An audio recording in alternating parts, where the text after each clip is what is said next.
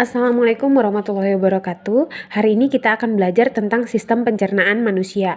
Apa itu sistem pencernaan manusia? Sistem pencernaan manusia adalah sebuah sistem yang fungsinya atau tugasnya untuk membantu manusia dalam mencerna makanan atau minuman yang dia konsumsi sehingga lebih mudah dicerna oleh tubuh. Tubuh kan membutuhkan zat-zat vitamin dan mineral yang didapat dari makanan. Tapi kan makanan itu kan nggak bisa langsung ada vitamin dan mineralnya nggak bisa langsung diserap oleh tubuh. Harus diproses dulu. Nah, yang memproses itu adalah sistem pencernaan. Pada manusia, sistem pencernaannya tuh ada beberapa bagian. Ada 6 bagian besar. Yang pertama adalah mulut. Yang kedua itu adalah kerongkongan. Yang ketiga itu adalah lambung. Yang keempat itu adalah usus halus. Yang kelima itu adalah usus besar. Dan yang keenam itu anus. Sekarang kita bahas satu persatu. Mulut. Pertama kali makanan ketika kita makan, masuk pertama kali itu adalah di mulut. Nah, mulut terdiri dari 3 bagian. Ada lidah, ada gigi, dan ada langit-langit.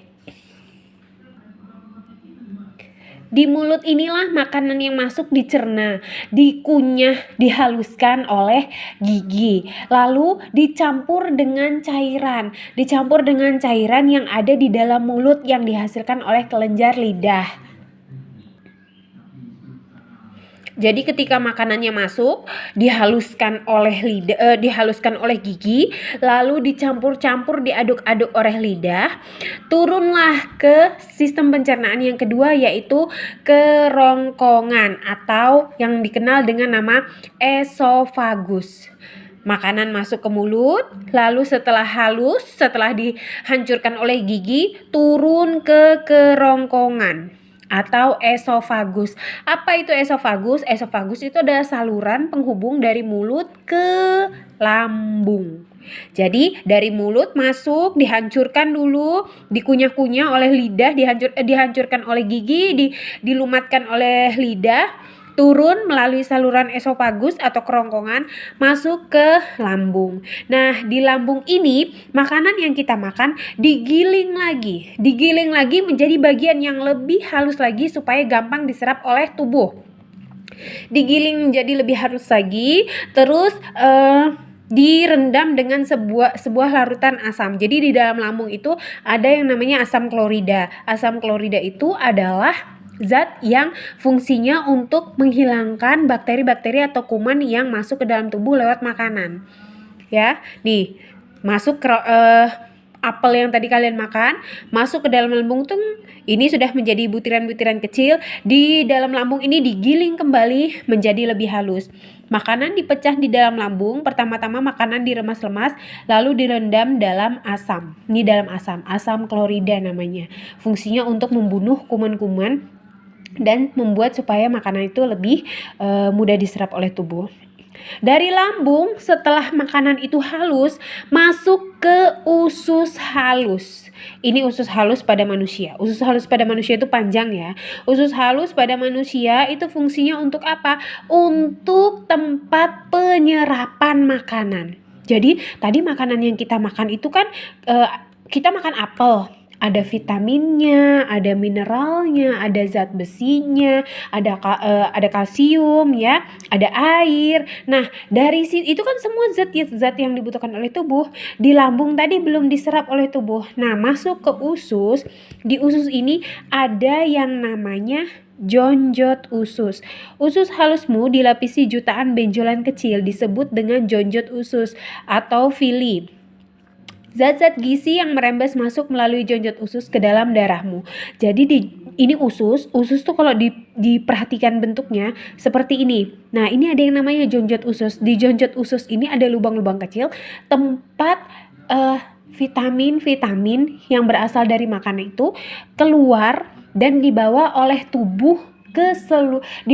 darah ke seluruh tubuh. Jadi misalnya tadi kita makan apel. Apel itu ada vitamin A-nya kan? Nah, vitamin A tadi itu diambil sama usus halus. Dicerna, keluar lewat jonjot usus. Ayo, katanya darah, siapa yang butuh vitamin A nih? Oh, mata butuh vitamin A. Yang mengantarkan vitamin A dari usus halus ke mata itu darah. Diantarin sama darah ke mata. Siapa lagi yang butuh vitamin A? Oh, kulitnya butuh vitamin A nih. Oh, diantarkan. Darah yang tugasnya mengantar. Dari jonjot usus, darah mengantarkan vitamin A ke kulit. Begitu seterusnya.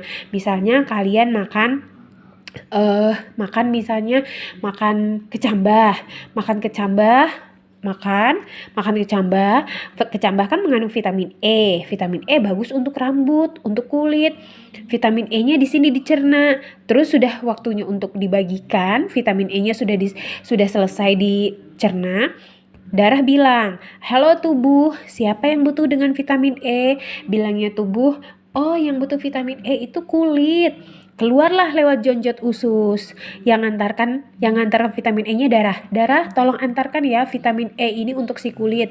Di kulitnya dikasih vitamin E. Siapa lagi yang butuh? Oh, rambutnya butuh vitamin E. Sama darah diantar lagi ke rambut. Begitu. Jadi makanan yang kita makan itu di jonjot usus, vitamin-vitaminnya dibagikan sama si darah.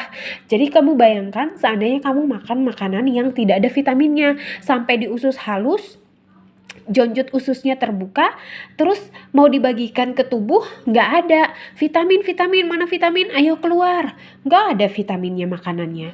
Mineral, mana zat besinya ini dari makanannya, ayo keluar, mau dibagikan untuk tulang, nggak ada juga.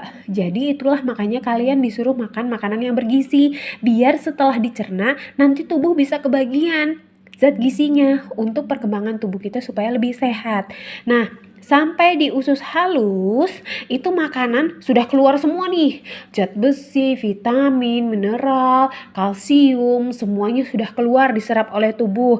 Nah, masih ada sisa-sisa lagi. Nah, yang sisa-sisa makanan itu masuklah ke usus besar. Dari usus halus masuk ke usus besar. Nah, di usus besar sini diserap-serap lagi air. Kalau airnya masih ada, tadi sisa-sisanya makanan dari usus halus, air yang ada di usus besar itu diserap, dikeluarkan. Lalu kalau masih ada vitamin-vitamin yang masih nyisa-nyisa tadi, dikeluarkan juga lewat usus besar. Nah, jika sudah tidak ada lagi vitamin dan air yang bisa diserap, maka di usus besar itu dia akan turun dan berkumpul di sini. Ini sisa ampasnya. Tahu kan ini apa?